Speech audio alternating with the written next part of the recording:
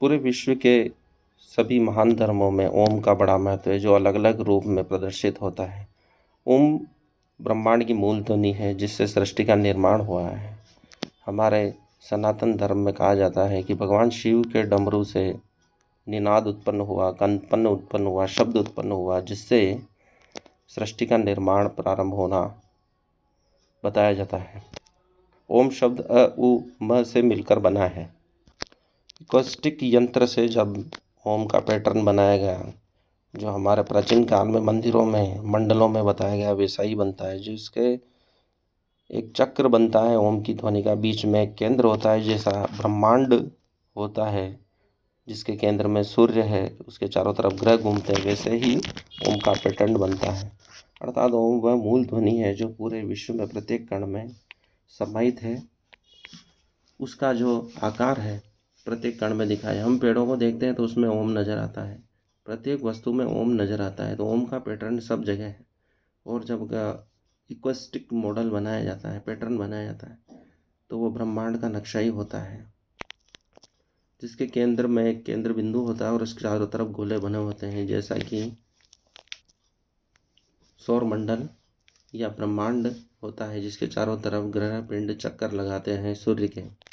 ओम मूलतः संगीत से जुड़ा होता है। प्रत्येक सृष्टि लय में संगीतमय स्वरबद्ध है, ऐसा बताया जाता है।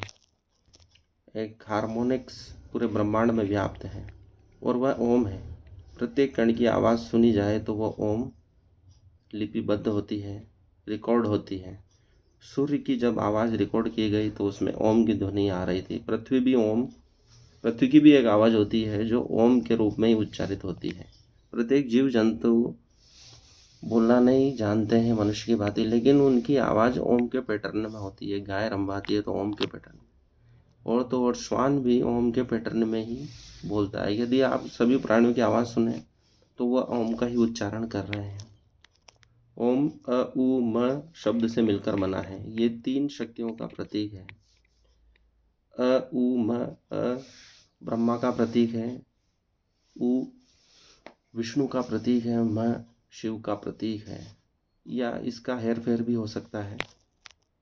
वैसे ही परमाणु के मूलभूत कणों की बात करें तो उसमें न्यूट्रॉन, प्रोटॉन, इलेक्ट्रॉन पाए जाते हैं। ये सभी मूल शक्तियाँ 3 ही हैं और ओम भी 3 मूल शक्तियों का प्रतीक है।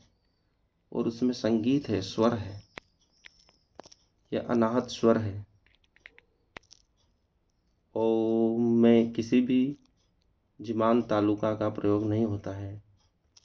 यह वह परम ध्वनि है जिससे मनुष्य ध्यान को प्राप्त होता है, रोग मुक्त होता है।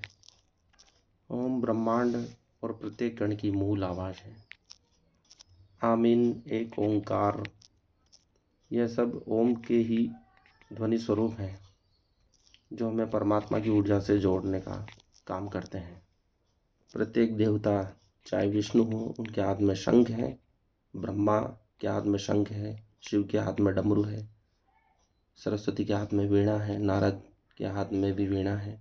ऐसे सभी देवताओं के हाथ में एक स्वर यंत्र है जो ओम की ध्वनि का उच्चारण कर रहे हैं। अर्थात ओम का महत्व प्राचीन काल से ही है। वेदों में भी ओम का उल्लेख मिलता है।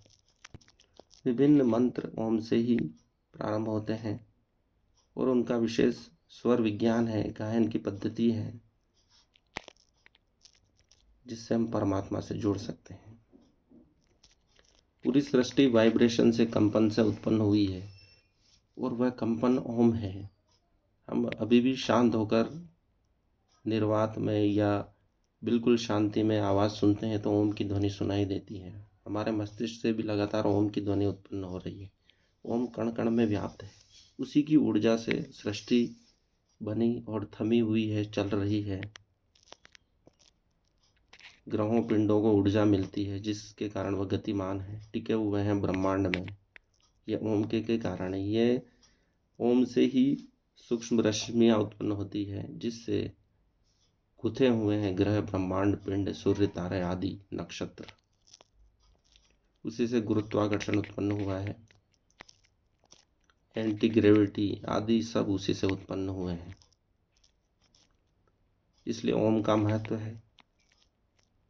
ओम के ऊपर और भी शोध होना बाकी है।